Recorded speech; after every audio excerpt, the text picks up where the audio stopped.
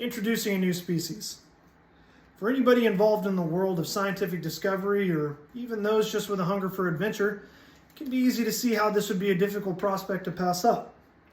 However, how many times across the years has science gone too far in the pursuit of discovery and damaged our environment? Hundreds, if not thousands? Anybody a fan of the Jurassic Park series? My point being that newer isn't always better. Which brings me to the proposition for my speech, which is that Timberwolves should not be reintroduced back to the state of California due to a currently impacted environment post-wildfires. The California's ecosystem has been greatly affected and damaged over the past couple of years due to wildfires, and the introduction of a new species of apex predator is untimely at this point. This matter not only affects those who are environmentally engaged or involved, but also has a direct impact on every taxpayer listening in this room.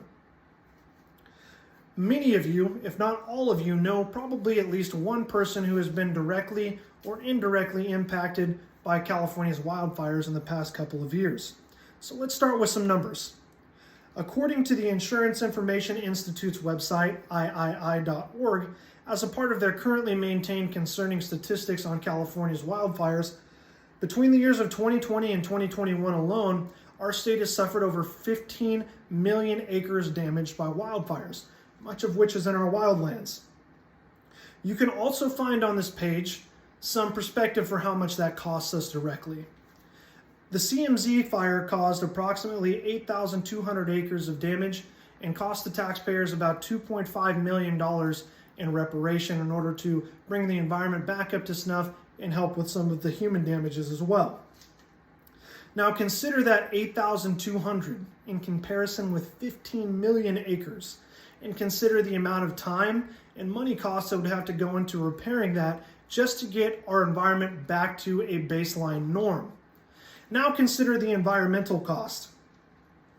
The International Wolf Center's website, wolf.org, suggests that an adult timber wolf consumes 15 to 20 deer per year, which doesn't seem like that much until you consider that on the National Wildlife Federation's NWF.org, under their gray wolf tab, the average gray wolf pack consists of about 30 members. Now, California Fish and Game's website is currently tracking 2 wolf packs around Mount Shasta. Adding a third and a fourth, it can be easy to see how those 30 to 40 deer can really stack up when you have it with 30 wolf pack, or with 30 members per pack and 4 packs. Not only that, but mountain lions are currently completely protected from hunting, and bears are only allowed limited hunting uses for humans.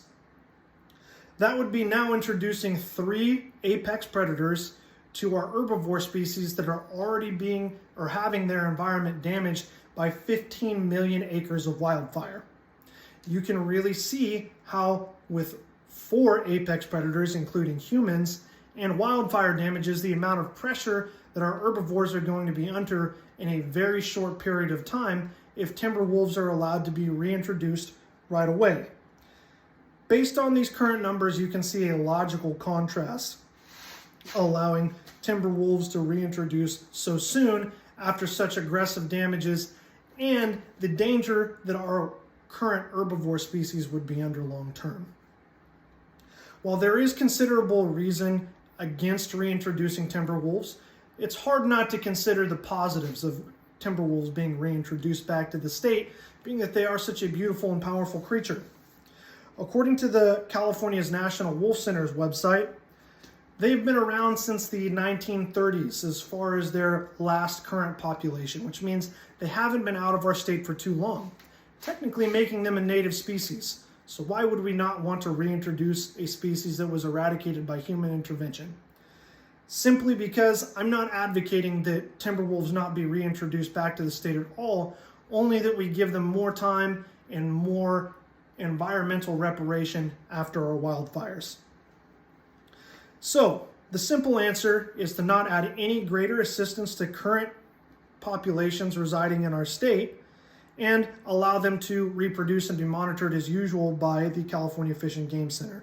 This has no additional cost to the taxpayer, which is you, and does not allow for any more pressure from an already pressured herbivore system with 3 apex predators, including humans. Conclusively, we've reviewed that the costs of the wildfire financially and ecologically are more aggressive than what California can support at the moment, and the last steps are up to you. Contact your nearest California Fish and Wildlife Center and make your voice heard. Thank you.